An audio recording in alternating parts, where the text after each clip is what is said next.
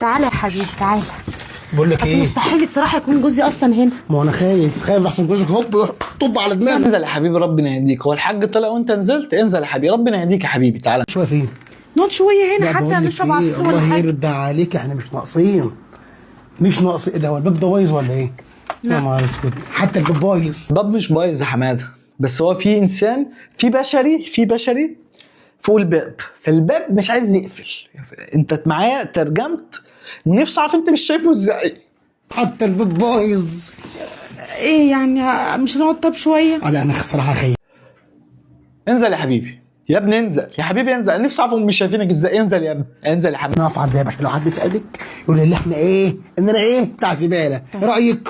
طيب انت فعلا بتاع الزباله، الزباله بتاعتك طفحت علينا. خلاص مش قادر هموت. كان نفسي اخش اقعد معاك بس الباب ما بيقفلش الباب. اللي هيعرف الباب ليه ما بيتقفلش هديله جايزه العبيط اللي هبل. خلاص خلاص روح ماشي انت طيب. ماشي يا عسل. بس يبقى كلمني بقى في التليفون. الباب ده تقل لي الباب ده. مش عارفه. الباب ده ليه تقيل كده؟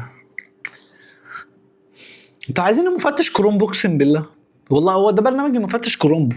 اصلا رخم اصلا، عايزه اغيره. باب رخم، ده باب اصلي. باب ايه؟ باب زان. اشوف ما بيقفلش. انت ليه متفاجئ؟ انت ليه محسسني ان انت انت ليه عامل في نفسك كده يا حبيبي؟ جيت لك على طول. يلا سلام ماشي يا حبيبي. اموت واعرف مين اللي بيكتب، هخطفه. شايفين النار اللي ورايا دي؟ هاخده ارميها لب فيها كده، ايه، اتفرج عليها وهكون مبسوط.